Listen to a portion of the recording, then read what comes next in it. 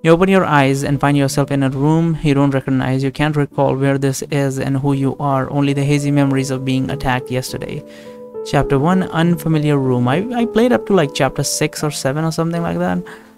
And I was like, you know, it's a timed event, but I might as well just show it on the fucking, you know, record it. So that whenever I do play it, I will just edit this in.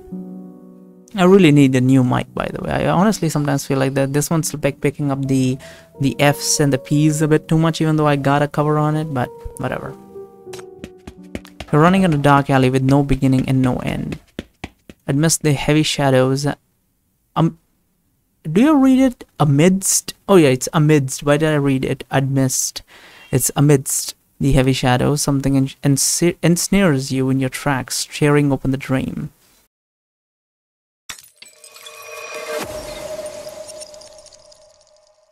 A light, fuzzy blanket is draped over your body. It feels soft but unfamiliar, and the fabric exudes a reassuring fragrance.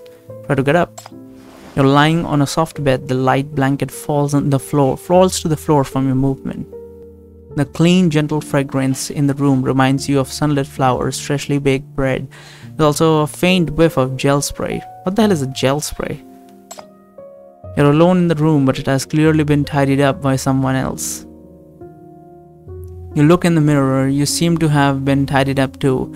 The clothes on your body are clean and dry, and they smell the same as the room. As you turn around carefully, your fingers touch something, a comms device with a broken screen. Try to turn it on. It flickers and lights up meekly. The screen is stuck on a strange-looking website. Dismissed chat room. Mad Shears is here. The fog is spreading. The horrific urban legend might come true. It's a strange chat room on a website you've never seen before. You have no recollection of the text there. Look elsewhere. There's a note under a glass of water on the table next to the sofa. Morning. I didn't wake you up before I left because of how late things dragged out last night. You should catch up on your sleep. Though I didn't have time to make you breakfast, I left some bread and jam on the table for you to nibble on.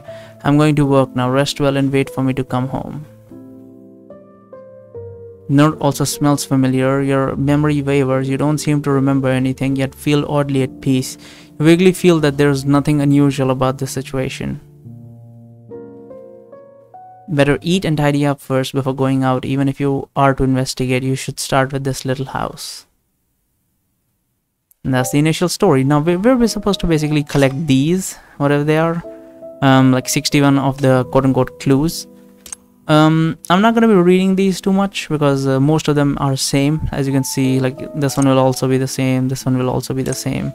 But I'll in a singular location, it's always the same, so I'll just read it once. Investigate the room of the lady. Waking up after the attack, you have completely forgotten your identity and why you're here. Perhaps you should investigate the surroundings to gather more information. Survey your surroundings. The room is neat and elegantly furnished, waiting a subtle fragrance. Where is this? Why are you here?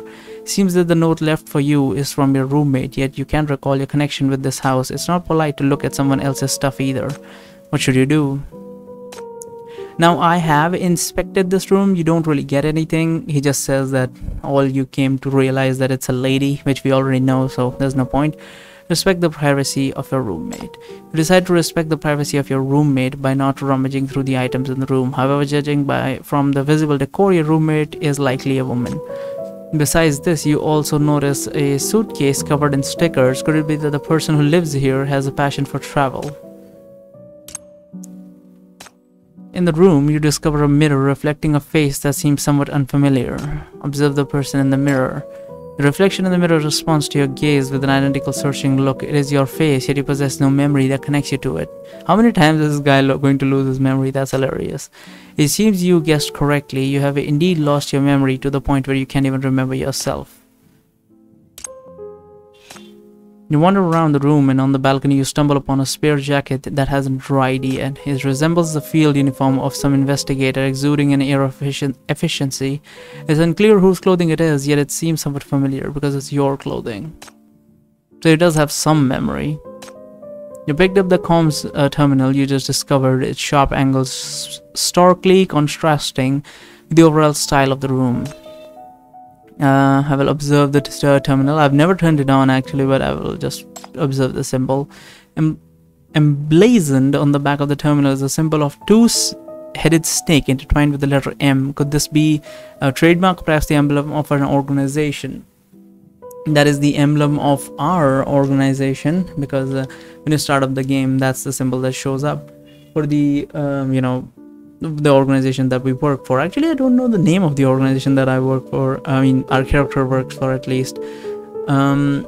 They basically like collect sinners and keep them in cages, or have them do missions with the chief's power and whatnot. As you attempt to delve deeper into your memories, a throbbing headache begins to take hold. The terminal is devoid of any readable old messages, unable to receive any signals. So we did turn it on at the end of the day.